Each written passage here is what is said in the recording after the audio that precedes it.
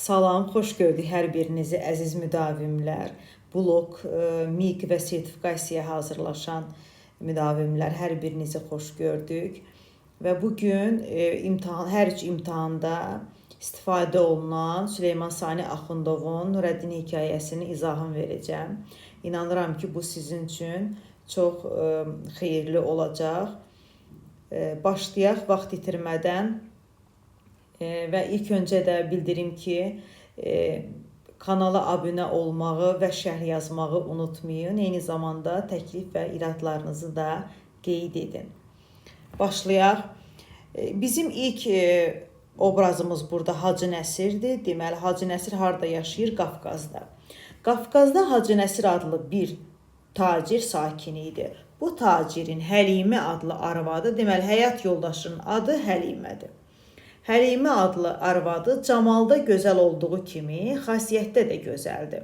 Bu arvadın dünyada övladsızlıqdan başqa bir qəm, qüssəsi yox idi. Deməli, bunların övladı olmurdu Hacı Nəsirlə Həlimə adlı arvadının. Axırda bunların bir oğlu oldu. Hacı Nəsir o gün oğlunun təvəllüdünü şadlıq edib, şəhərin fəqir füqu arasına pul və xörək payladı. Oğlunun adını isə Nurəddin qoydu. Deməli, ilk obrazımız oldu Hacı Nəsir, həyat yoldaşı Həlimə və sonra onların dünyaya gələn oğlu Nurəddin. Bir dəfə Hacı Nəsir oğlu üçün kibrit qutusu irilikdə bir Gülüstan kitabı gətirdi. Bilirsiniz, Gülüstan, Sədinin Gülüstan kitabı. Eşitmişsiniz yəqin ki, məşhur kitablardan biridir. Həlimə bu qəribə şeyi haradan aldığını soruşduqda Hacı Nəsir cavab verdi. Bir gün bazardan qayıdarkən bir nəfəri körpü üstündə ağlayan gördüm. Mən dayanıb bunun səbəbini soruşdum. Kişi dedi, mən bir kasıb adamam, əslim İranlıdır. Deməli, bu adamın əsli İranlıdır. Əldə xırdavat satmaqla 300 manat pul düzəldib, nə qədər? 300 manat. Əsas məqamları qeyd edirəm. Düzəldib, buraya gəldim ki, mal alıb aparam. Bir saat bundan qabaq pulumun hamısını cibimdən çıxartmışlar. Bu kişinin halına ürəyim yandı. Cibimdən 300 manat. Nə qədər verir? 300 manat. Çıxarıb dedim, al kişi, bu sənin 300 manatın. Get mal al, kəsbindən qalma. Qazanıb, sonra pulumu qaytararsan. İndi isə balaca Nurəddimə dua et. Kişi əlimdən öpüb adımı və mənzilimi soruşdu və sevinə-sevinə çıxıb getdi. Axşam mənzilimdə çay içdiyim zaman həmin kişi içəri daxil olub, Hacı, sovqat üçün bundan əziz bir şey yoxdur deyə Gülüstan kitabını mənə uzatdı. Qoy mən Rəhim, deməli bu obrazın adı isə Rəhimdir, tərəfindən sevgili övladınız Nurəddinə Sədinin bu Gülüstan kitabı yadigar olsun. Sonra dübarə razılıq edib getdi, Həlimə kitabı ipək parçaya tikib Nurəddinin boynundan asdı. Oğlum böyüyəndə bu kitabı oxuyar dedi. Nurəddin böyüyüb 8 yaşına çatanda Hacı Nəsir oğlunu məktəbə qoydu. Deməli, 8 yaşında məktəbə gedir. Nurəddin oxumaqda birinci şagird idi. Bir dəfə Həlimə hamamdan çıxanda özünü soyuğa verib yorğan döşəyə düşdü. Hacı Nəsir bir neçə məşhur həkim gətirdisə də onu sağalda bilmədi. O Nurəddin deyə vəfat etdi. Anasının vəfatından sonra Nurəddində böyük qəmginlik görünürdü. Ancaq biliyi ilə müəllimlərini heyrətə gətirirdi. Hacı Nəsir evlənmək fikrinə düşdü. O qeyri şəhərdə sakit olan şəriki ilə hesab çəkməyə getmişdi. Bu şəhərin 20 vesliyində olan kənddə Hacı Nəsirin İmamverdi adlı tanışı var idi. Nədir adı? İmamverdi. İmamverdi onu mehribanlıqla qarşıladı. Sonra üzünü qızına sarı tutub dedi, Gülpəri, yeni obrazımız isə Gülpəridir. Tez olun, nahar tədarik et, Hacı Nəsir yol gəlib acdı. Gülpəri qısa boylu, burada Gülpərinin portreti verilib. Görək indi Gülpəri necə bir qadındır. Gülpəri qısa boylu, dolu əndamlı, qara buğdayı, bədxasiyyət, 23 yaşında bir qızdır. Onların uzun söhbətinin nəticəsi bu oldu ki, qəza Hacı Nəsiri dolaşdırıb İmamverdi ilə qohum etdi. 2 gündən sonra Hacı Nəsir Gülpərini evinə arvad gətirdi. Artıq Hacı Nəsir deməli evlənir. Gülpəri evdəkilərin hamısı ilə kobud rəftar edirdi. Get-gedə onun zülmü artırdı. 10 ildən ziyadə Hacı Nəsirə xidmət edən bir nökər bu tövür rəftara daha davam edə bilməyib qulluqdan çıxdı. Nurəddin olmasaydı, qulluqçu Bahar da, deməli qulluqçu Bahar var burada, o da çoxdan çıxıb gedərdi. Gülpərinin hər zülmünə davam edirdi. Təki əli balaca Nurəddindən üzülməsin. Hacı Nəsir bu işləri görüb ikinci dəfə evlənməyinə çox peşman idi. Bir gün Nurəddin evə gec gəldikdə Gülpəri hirslənib onu döyməyə başladı. Bu halda qəflətən Hacı Nəsir qapıdan içəri girdi və Nurəddini Gülpərinin əlindən alıb geyzlənmiş dedi. Geyzlənmiş, yəni əsəbləşmiş. Ay yaramaz, mən sənin kimi bir kasıb qızına dilənçilikdən qutarıb özümə arvad etdim ki, sən də o yaxşılığın əvəzində bu uşağa analıq edib qayğısını çəkəsən.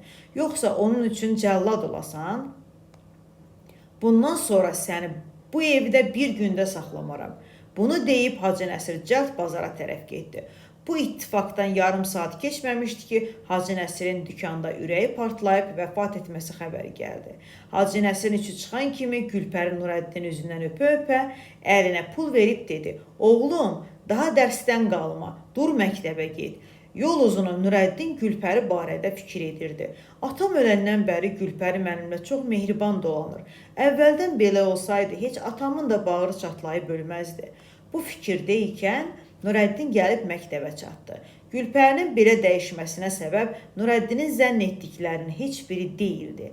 Gülpəri yaxşı bilirdi ki, özünün övladsız olmasına görə Hacı Nəsirin cəmi mal və dövləti tək Nurəddinə qalacaqdır və o da uşaq olduğundan hər ixtiyar qəyyum əlinə keçəcəkdir. İndi hiləgər qadın bu qəyyumluğu axtarırdı və məramına da çatdı.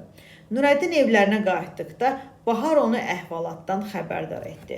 Deməli, bu qulluqçu Bahar bütün məlumatı Nurəddinə verir ki, yəni Gülpərinin məqsədi nədir? Nurəddin Gülpərinin dəyişməsini indi başa düşdü. Bahar dedi: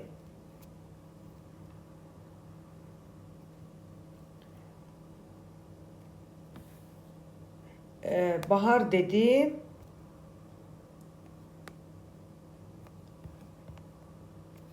"Qorxma, nə qədər ki sən sağsan, Gülpəri bir qəpiyə də ələ vura bilməz və səni incidə bilməz. Çünki onda onu qəyyumluqdan çıxararlar." Nurəddinin səbirsizliklə gözlədiyi gün gəlib çatdı. Kəndə getməyə hazırlaşırdılar. 3 gün idi ki, Gülpəri səfərə yığışırdı. Gülpəri cəmi şeylərini sandıqlara doldurub özü ilə aparmaq fikrində idi. Bahar ümid edirdi ki, Gülpəri onu da kəndə aparacaqdır. Lakin hər bir şey hazır olandan sonra Gülpəri ona dedi: "Bahar, sən şəhərdə qalasısan. Evi səndən başqa heç kəsə ümid olub qoya bilmərəm." Deməli, qulluqçu Baharı aparmır. Gülpəri bir neçə gün qabaq kağız vasitəsilə hansı gün çıxmalarına atasına məlum etmişdi.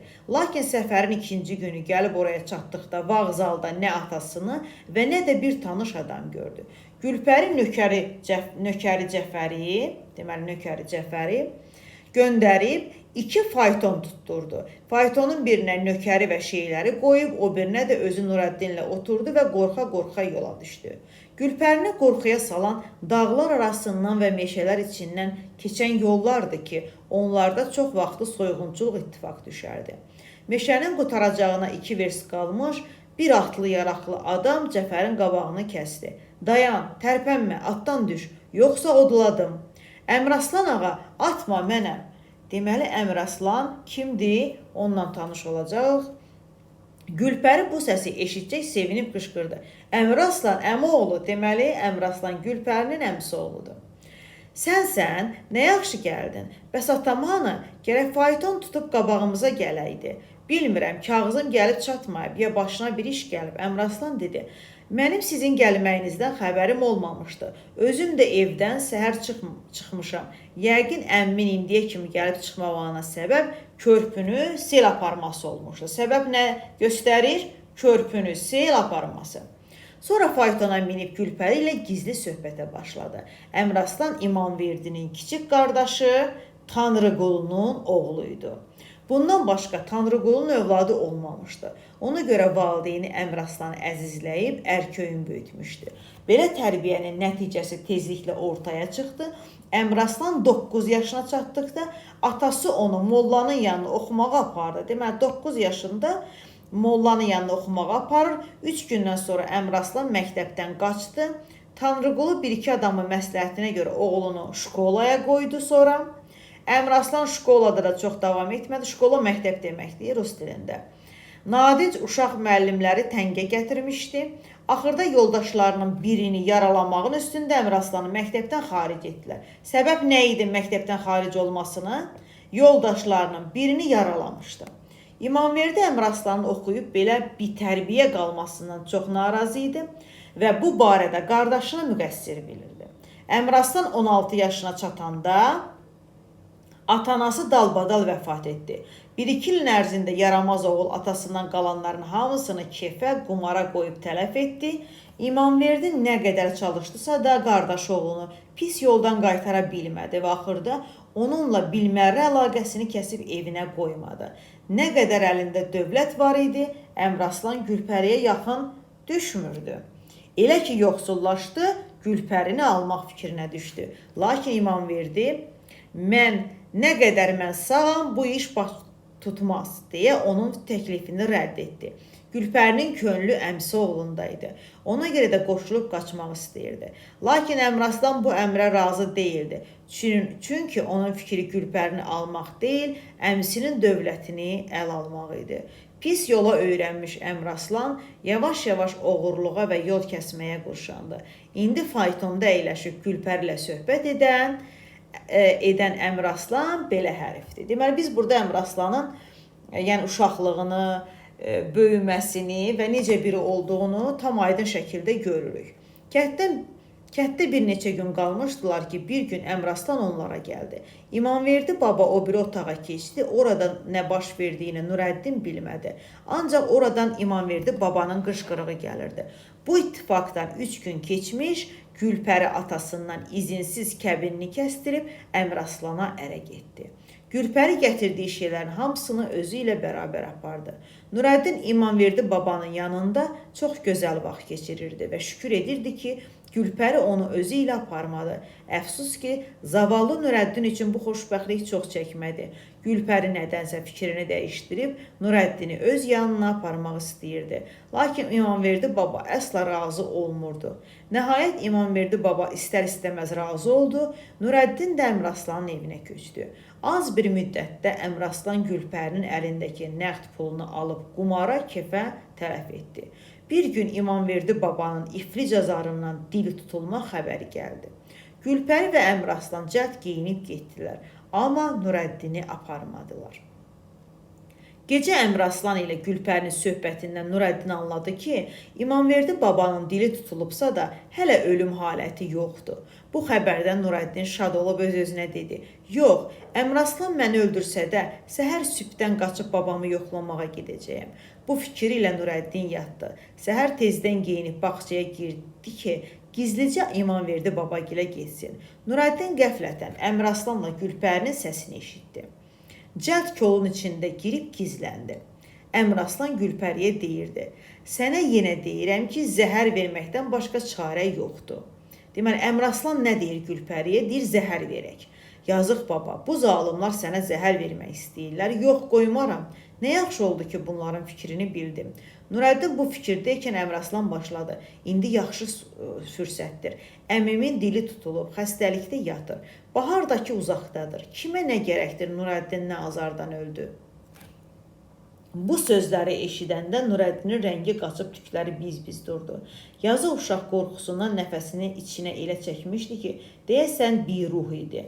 Nurəddini göndərəcəyəm ki, həyətdə quyudan su çəksin. O su çəkdiyi halda daldan itələyib quyuya salacağam. Hamıya deyərik ki, quyudan su çəkdiyi yerdə özü düşüb boğulmuşdu. Hərgah razısansa de, bu axşam əmələ gətirim.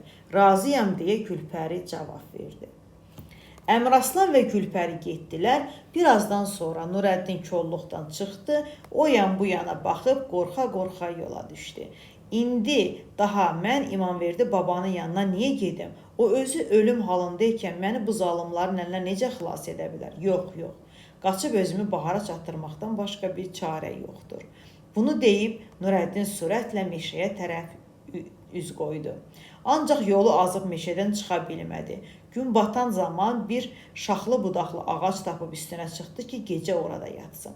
Nurəddin əvvəl gözlərini açanda harada olduğunu bilmədi. Sonra huşu özünə gəlib ağacda yatdığı yadına düşdü.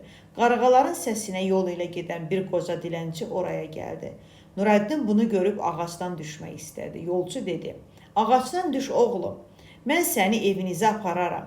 Nurəddin bu təklifdən qorxub, titrəyə-titrəyə belə cavab verdi: "Mənim evim yoxdur, əmi, mən atasız, anasız bir yetiməm." Dilənçi dağarcığından bir qədər quru çörək və soğan çıxarıb Nurəddinə verdi. Nurəddin alıb şirin-şirin yeməyə başladı.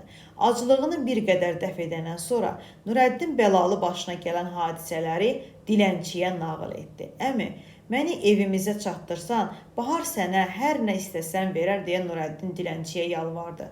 "Qorxma oğlum, səni aparıb evinizə verərəm. Sizin şəhər buradan xeyli uzaqdır." 12 gündən sonra yolçular gəlib böyük bir şəhərə çatdılar. Cənnətəli xəstə olduğuna görə, deməli bu dilənçinin adı Cənnətəlidir. Cənnətəli xəstə olduğuna görə Nurəddini dilənməyə göndərdi. Nurəddin indiyə kimi heç vaxt əl açıb dilənməmişdi. Bir-iki küçə dolandısa da həya edib bir kəsə əl uzada bilmədi. Küçələrdən birini keçərkən ayağı büdrəyib yıxıldı. Bu halda bir fayton iti gəlirdi. Faytonçu atları saxlayıb bilməyib Nurəddini vurdu. Bunu görəcək adamlar qışqırıb yürüşdülər, Nurəddini götürdülər və Rəhimin faytonuna qoydular. Bu adamın adı da nədir? Rəhim. O da minib dedi: "Tez sür evə." Rəhim şəhərin məşhur cərrahını çağırtdı. Həkim Nurəddin yaralarının yerlərini yuyub sarıdı və dedi: "Qorxulu yarası yoxdur, 5-10 günə sağalıb durar." Uşağı soyundurub yumağa məşğul oldular. Rəhimə Nurəddinin boynundan, Rəhimə Rəhimin həyat yoldaşıdır. Rəhimə Nurəddinin boynundan parçaya tikilmiş bir dua çıxartdı. Bu duanın parçası həm çirkli və həm də köhnə olduğundan bunu təzə parçaya tikmək məqsədi ilə cırdı. İçindən bir balaca kitab çıxdı. "Kişi gör bu nədir?" deyə Rəhimə kitabı Rəhimə uzatdı. Rəhim ona baxıb dedi: "Şükür olsun, axırda tapdım." Sonra üzünü uşağa tutub dedi: "Sənin adın Nurəddindirmi oğlum?" "Bəli" deyə Nurəddin zəif səslə cavab verdi. Bunu eşidən Rəhimə soruşdu: "Kişi, sən bunun adını haradan bildin?" "Rəhimə, bu uşaq axtardığımız Hacı Nəsirin oğlu Nurəddindir. Bu əlindəki də sənə nağıl etdiyim Gülüstandır." Nurəddin sağalıb ayağa durmuşdu. Rəhim və Rəhimə Nurəddinin bu dilənçilik halına düşməyinin səbəbini ancaq indi soruşdular. Nurəddin başına gələni nağıl etməyə başladı. O nağıl etdikcə Rəhimdir qocalar ah çəkirdilər. Nurəddin nağılı tamam edib Rəhimdən təvəqqə elədi ki, onu evlərinə, Baharın yanına göndərsin. Rəhim Nurəddinin kitabını əlinə götürüb dedi: "Oğlum, bu kitabın əhvalatını bilirsənmi?" "Bəli, atam söyləyibdir" deyə Nurəddin cavab verdi. "Oğlum, o Rəhim mənəm. Bahar səni mühafizə edə bilməz. İndi sən razı olsan, Bahara da yazaram, gələr." Nurəddin bu təklifi qəbul etdi. Rəhim Nurəddini edadi, yəni orta məktəbə qoydu. Bir dəfə dərsdən qayıdarkən Nurəddin küçədə Cənnətəlini gördü. Bu Cənnətəli də bilirsiniz, o dilənçi Cənnətəlidir. Xəstə olduğu üçün Nurəddini hətta dilənməyə də göndərmişdi və bu müsbət bir obrazdır. Çox sevindi, onunla görüşdü. "Baba, sən mənə yaxşılıq etdin. İndi mən sənə yaxşılıq edəcəyəm." Cənnətəliyə təzə libas geyindirib bağçaya bağban elədilər. Deməli, bu dilənçini bağban eləyirlər. Bir axşam Nurəddin Rəhim və Rəhimə ilə çay içdiyi zaman Bahar qapıdan içəri girdi və Nurəddinə təəccüblə və çaşmış bir halda baxıb dayandı. Nurəddin cəld qalxıb dedi: "Bahar, məni tanımırsanmı?" Bu sözü deyib özünü onun üstünə atdı. Bahar ancaq indi ayılıb dedi: "Vay, Nurəddin sağ imiş. Bunu deyib Nurəddini bərk qucaqladı. Bahar biraz rahat olandan sonra dedi: Nurəddin, bilirsənmi ki, səni hamı, hətta divan da ölmüş bilir. Bir də gördüm ki, Əmraslanla Gülpəri budur gəldilər, evin yerdə qalan şeylərini yığışdırıb kəndə göndərdilər və mənə də dedilər: Bahar, indi sən bizə lazım deyilsən. Bu nağıl etdiyimiz zamandan 10 il keçdi. Nə qədər? 10 il. Rəhimin evində böyük qonaqlıq tədarükü görülürdü. Bu qonaqlıq Nurəddinin Eda məktəbini, yəni orta məktəbi qurtarması münasibəti ilə yoldaşlarına verdiyi ziyafət idi. Axşama 2 saat qalmış qonaqlar dağılmağa başladılar. Nurəddin də özünü bir qədər havaya vermək üçün şəhər bağına gəzməyə getdi. Axşam vaxtı Külfət hamısı çay süfrəsində hazır olan vaxtı Nurəddin içəri girib dedi: Ata, sizə bir qonaq gətirmişəm. Təvəqqə edirəm qəbul edəsiz. Edərəm oğlum, de içəri gəlsin. Nurəddin çıxıb bir dilənçi arvadın əlindən tutub içəriyə saldı və dedi: Ana, bilirsənmi bu dilənçi arvad kimdir? Gülpəridir, deyə Bahar qışqırdı. Bəli, Bahar, Gülpəridir. Nurəddin Gülpəriyə tərəf döndü və dedi: Gülpəri, indiyə kimi mənə etdiyin zülmün və cəfanın əvəzinə mən sənin bütün təqsirindən keçib bağışlayıram. Bunu eşitcək Gülpəri ağlaya-ağlaya Nurəddin ayağına yıxıldı. Nurəddin Gülpərini qaldırıb oturtdu. Gülpəri başladı: Doğrudur, sənin dövlətinə sahib olmaq istəyərdim, ancaq ölümünü istəmirdim. Məni yoldan çıxaran o şeytan Əmraslan oldu. Sonra səni ölmüş bilib malına sahib oldu. 1-2 il ərzində Əmraslan pulları qumarda uduzub qutardı. Sonra əvvəl şəhərdəki və ondan sonra kətdəki evləri satıb tələf etdi. Hər şey əlindən çıxandan sonra Əmraslan məni qoyub özü də qaçaq dəstəsinə qoşuldu. Bir neçə müddət quldurluq edəndən sonra divan tərəfindən tutulub asıldı. Sonda deməli Əmraslan divan tərəfindən tutulub asılır. İndi o gündən küçələrə düşüb dilənçilik edirəm. Gülpəri başını aşağı salıb yenə ağlamağa başladı. Rəhim dedi: Oğlum, indi rahat ola bilərəm. Çünki sənə verdiyim tərbiyənin meyvəsini bugün gördüm. Mən səni oğulluğa götürməklə böyük bir hünər etmədim. Çünki mən ancaq yaxşılığa yaxşılıq etdim. Çox maraqlı sözlərdir, doğrudan da ibrətamiz. Bu hər kişinin işidir. Deməli, yaxşılığa yaxşılıq hər kişinin işidir, deyir Rəhim. Amma sən yamanlığa yaxşılıq etdin. Bu isə sənin kimi ər kişinin işidir. Bunu deyib Rəhim Nurəddini qucaqlayıb öpdü. Oradan da çox gözəl yazılmış bir hekayədir. Və əsərin təhlilinə baxaq. Forma xüsusiyyətləri epik növdədir, hekayə janrındadır və epik növdədə bilirik ki, təhkiyə əsasdır, təhkiyə üstündən istifadə olunub. Hekayədə yaxşılıq etmir fikrinin təsdiqini dəyərləndirilə bilər. Yaxşılığa yaxşılıq hər kişinin işidir, yamanlığa yaxşılıq nər kişinin işidir. Atalar sözü əsərin ideyası ilə səsləşir. Deməli, burada yaxşılığa yaxşılıq edən Rəhimdir, yamanlığa yaxşılıq edən Nurəddindir. Əsər xeyrin şər üzərində qələbəsi ilə yekunlaşır. Bax, bu motiv harada var? Nizaminin 7 gözəl əsərində də. Bax, orada da xeyrin şər üzərində qələbəsi var. Əsərdə xeyirxahlığın, humanizmin təmsilçisi olan obrazların əməlləri yazıcı tərəfindən zəncirvari şəkildə əlaqələndirilmişdir. Gülpərinin Nurəddinə qarşı xoş davranmasının səbəbi atasından ona qalan mirasa görə idi. Əmraslanın simasında yanlış tərbiyənin acı sonu göstərilir. Nurəddinin simasında isə doğru tərbiyənin xoş nəticəsi. Əmraslan məktəbi bitirə bilmir, quldurlara qoşulur, sonda edam olunur. Cənnətəli xəstə olduğu üçün Nurəddini dilənməyə yollayır. Gülüstan kitabı sayəsində Rəhim Nurəddinin Hacı Nəsirin oğlu olduğunu bilir. Həlimə Hacı Nəsirin 1-ci xanımı idi, xoş xasiyyətli, mülayim bir insan idi. Gülpəri isə ikinci arvadı, əzazil bir qadın idi. Bahar və ətrafındakılar Nurəddini ölü bilirdilər.